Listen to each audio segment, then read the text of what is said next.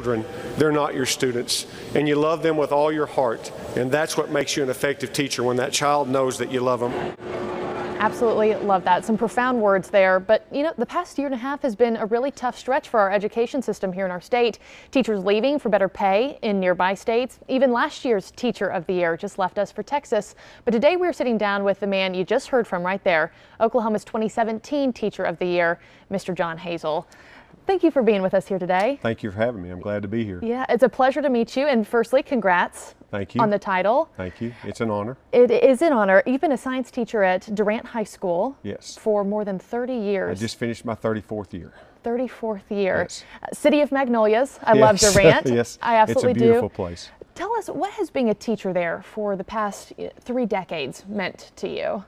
Well, one of the main things it's meant is I've been able to develop relationships, not just with kids, but now I'm teaching their kids. And so I've got some really deep, long-running relationships with families. And one of the things I teach younger teachers as I go around and speak is, if you want to be effective in the classroom, a lot of it hinges on what you do outside the classroom and the relationships that you're able to develop with not only students but their families. When they trust you and they know you, you can do a lot more in the classroom than you can if it's just seeing them for 50 minutes a day. Absolutely. It's a complete game changer, that is for sure. Is. In the past year or so, as I just mentioned, you know, we've watched what's been a really bumpy ride for the education system. You've been riding that roller coaster, you know, yes. as a teacher here in our state. What is your reaction to where we are now? Well, my reaction is it is a bumpy ride, but my wife is in Ghana right now, working in a mission field in the jungle. And I tell people, I don't use that as an excuse that we should neglect teachers, but one of the things I talk to people a lot about is perspective. It's been a bumpy ride for us, but I know people all over this world that have it a whole lot worse than we do. And sometimes we get caught up in these negative things that we think are huge problems. And then all we do is walk around with a negative attitude, and we don't start looking for the solutions that are out there, because we have the resources and the solutions. But if we spend all our time pointing fingers and assigning blame and getting on to people, we're not going to find the solutions to our issues that we have, and they're there. Just find the silver lining wherever you can. Yes, and one more thing that's important. The biggest issue that this is causing is our young kids are not going into education anymore. We have the huge problem that we're going to see that's going to come down the road a little bit is young people are no longer seeing and viewing education as a good career that they would like to go into. And our numbers of kids that are graduating from education programs in this state, and the ones that are going in, along with the young teachers that are getting out, we're going to see a serious issue. We think we have one now, we don't. Yeah. It's going to get worse. Which puts our future children in jeopardy when they, you know, enter the education system, and there is that lack or that gap of teachers that you're talking about there. So what are you doing to change that? Well, one of the things that I've been working on, and it may seem small, but when I won the award, the Masonic Lodge of Oklahoma gave me $5,000 that I could use at my school, how I wanted to use it. My superintendent said, it's yours, do what you want to. So I developed an education scholarship, so that we could give money to some kids who would commit that we're going to go to school to be teachers, to be educators.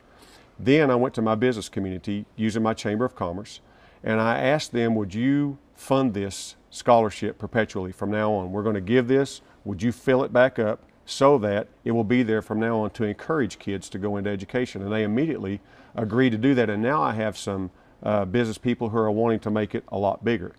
And while I realize it's just one town, and it's only 4 or 5 kids right now, if other communities would start working on things like this to incentivize, making education, because the kids, they not only see the lack of money, but the kids are not dumb, they see the lack of respect. That's what that equates to. I know that people do respect teachers, but that's not how they see it.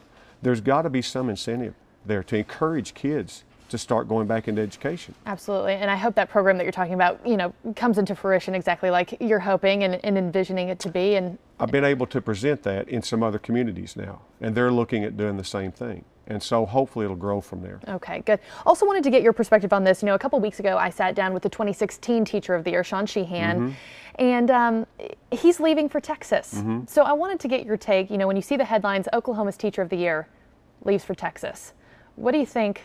What do you feel? Well, do you understand? I totally understand. I understand his plight, because it is very hard to raise a family right now on what teachers make. He's done the numbers, and people have seen that and what they have and what they don't have. And my message is this, and I totally understand that, but my job, and I'm older and I've been around for a while, and I've seen, we talk about the intrinsic rewards that education gives, that money can't pay for. Mm-hmm. But you talk to a young person, a young teacher, somebody, and they are not where that's starting to take place yet. They haven't received those things back. And they're just worried about feeding their family. They're worried about, being able to buy a home. They're worried about being able just to do basic things. And a lot of teachers are not able to do that. So I totally understand his plight. And I don't vilify or begrudge anybody that has to take care of their family. But my message is we can't all go, and our kids aren't leaving. Our kids are here, and they need somebody to love them, and they need somebody to be there for them, to educate them. And I think that there are answers, and yes, we may have to do without for a while. Mm-hmm. And yes, it's going to be a struggle. But I think that if you offer people a viable alternative, ways that we can find answers to our solutions, like the education scholarship, I think that we can turn things around and make things work better. But it's going to be a while. This isn't going to happen overnight. That's why my message is stay and fight. But I'm not talking about fighting the legislature. I'm not talking about fighting each other. I'm talking about fighting the problem that we have for the common goal that we have of doing what's best for our children. And if we could get people back to the table to sit down and come up with some of those solutions, it can happen. But right now, I don't see a lot of that happening because people are just angry and upset.